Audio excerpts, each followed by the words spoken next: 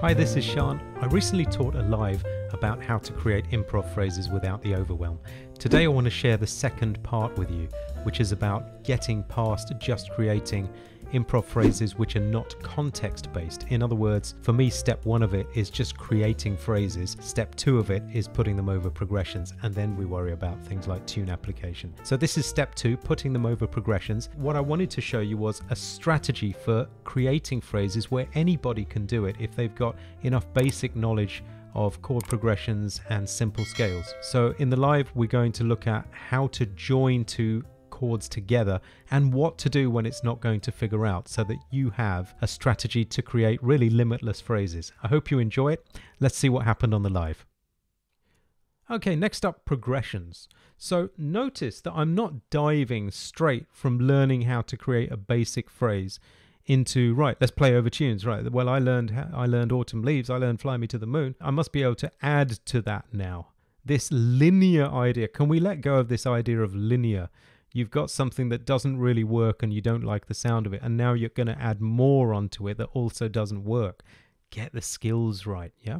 But when you are working with chord progressions, then start improvising over those. Be practicing chord progressions like 2/5s that go to majors, 2/5s that go to minors. I even have YouTube videos on that. You can go and learn them. Okay, let's see. Let's see in the chat box, people. Let's say that I'm in the key of C, and the first chord that is on my lead sheet, or the next chord, let's say, whatever, is E minor 7th flat 5. What are the next two chords going to be? Most likely, sort of 95% likely that it's going to be that. The next two chords we're looking for. Okay, we're getting some things coming in. Okay, so some of you got it, a few didn't get it, right?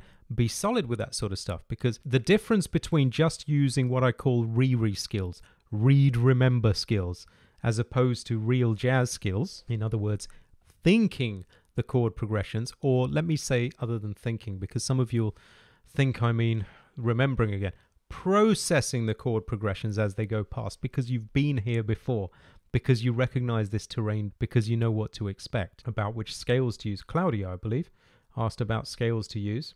So we'll talk about this one. These two chords, you're going to get them even if you're in the key of C major, because in the key of C major, you do have a D minor, right? And if we take the D harmonic minor scale, this one, right? That's a B flat. That's just going off the written part of the screen. If you look at the second chord, which you get by playing from the second degree, alternate notes, you get E minor 7 flat 5. If you go from the fifth degree, you're going to get A7, right? So this is a 2/5 that typically leads to D minor. I'm using inversions, just doing that, right? D minor 7 is not from that scale. By now, we're back in the key of C.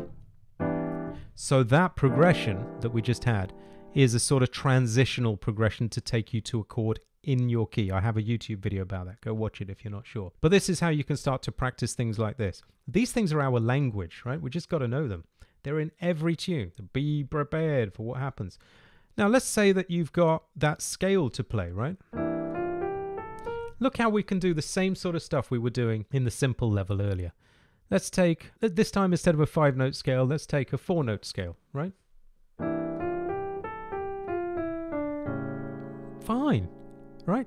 We've already got something to play. Why? Look, I started on the E just because that's the first note available and it's a chord note with what I'm playing. Fine.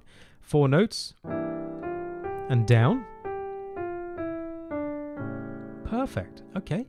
Half step underneath the first note. 1, 2, 1, 2, 3, 4. Great. 2 half steps. 1, 2, 1, 2, 3. Fine. If you want to continue it with something you hear or you want to explore, fine. In fact, that's something I do with students all the time.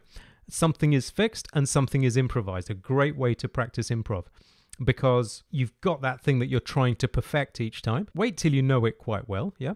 But when people say, I can do this in exercises, but I can't do it in my real playing, yeah, take that exercise and drill it like this.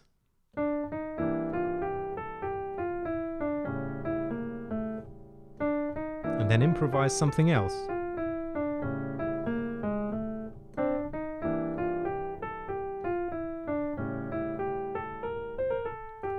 So the end is different each time.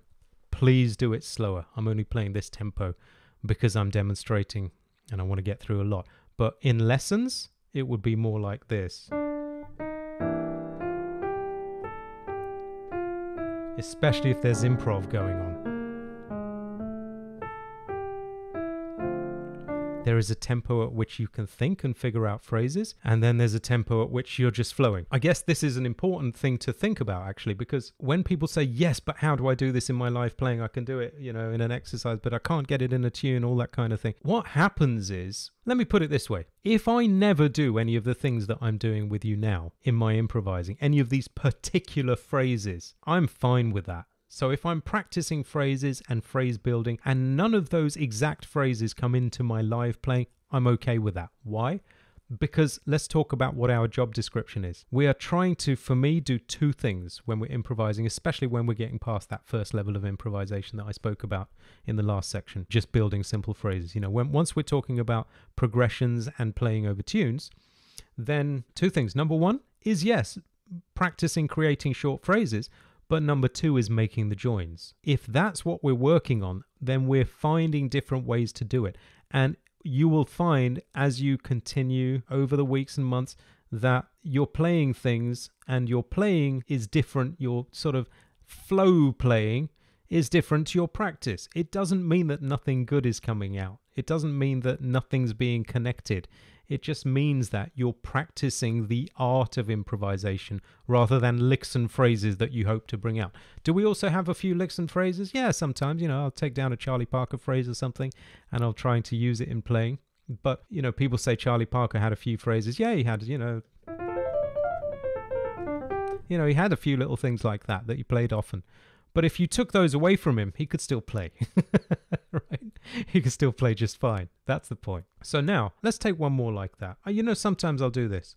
In that same scale, let's get you guys to do this. Can you guys pick two notes in that scale? Just give me two random notes in that scale in the chat box and I'll do something with it. And this will show you the kind of thing that you can be doing. So there's your scale. Okay, Brian had two notes, I'll take those. He gave me G and B flat. Fine. So, Bob, I'll take yours next, all right? So I'll take the G and B flat from Brian. Okay, so I'm going to run up it. One. Now, this is where time comes in. People say, how do I improve my time? You know the thing that's going to happen when I start doing this with people? They don't know where the chord changes anymore. They're going to do something like... They don't know where it is. Hands are crashing. They don't know where is the bar line. You've got to feel 1 and 2 and 3 and 4 and 1, right? Okay, I said I would take Bob's E to A. See how I'm getting to an A7 chord note each time on the change? Yeah. Let's take another one. Rick had B flat and D. I better take John. He was first, right? John had F and B flat. Trickier one, right? And people are going to go, oh, that's yeah, it's all right. Harder to get out on time. Let's see what we do about that. 1 and 2 and 3 and 4 and 1 and 2. It would be nicer if I could come out on a chord note. Yep, let me see what I can do with it. So I'm going to cut off the first note of John's phrase. 1 and 2 and 3 and 4 and 1. That's how I would fix John's phrase, right? So I've cut off the F and 2 and 3 and 4. Now when I realized that I was coming out on the sort of worst note I could be coming out on here, what did I do? 1 and 2 and 3 and 4. Surround the E. In other words, put in this extra note to delay my E, to make that come out on time. Make sense? This is the kind of thing I practice. So anybody could pick two notes, right? Run one to the other and then see how am I going to connect to the next thing. If it's not figuring out right, either I've got to put in an extra note in between something like that, or maybe at the end. So for example, let's see. Here's how F to A could have gone. Let me count it. 1 and 2 and 3 and 4 and 1. The C is not in the scale. That was an extra note, right? And the more you do this stuff, this is what I mean by it doesn't matter if you actually play these phrases live or not. It matters that you're studying and training yourself as an improviser, training the jazz musician. Jazz is music that's played by a jazz musician, training that person, okay? You know, one question that comes up while I'm here is, and I think it came up as well in the questions before the webinar, surely you're not thinking about all of this when you're playing, are you? This is probably the most common question that comes up. Now, in the early days, I used to say to students, no, you're right, I'm not thinking about that as I play. I just practice enough to not need to. And that is still true. So stuff goes on autopilot. Like Charlie Parker used to say something to the effect of, you got to know your horn, you got to practice the music hard, and then you got to forget all of that and just play, right? I think he said just wail. So that is one answer. Over time, my answer has evolved a little bit. I still think that, but I also think that if I choose to, yes, I can think about these things when I'm playing live. It depends how much I'm in my comfort zone or out of my comfort zone. It depends if I'm having to play something that's too fast for me to think through at a level where I can really figure out phrases, or I just got to trust. But otherwise, yeah, I can do that as well. It depends how you train yourself and how much you train yourself.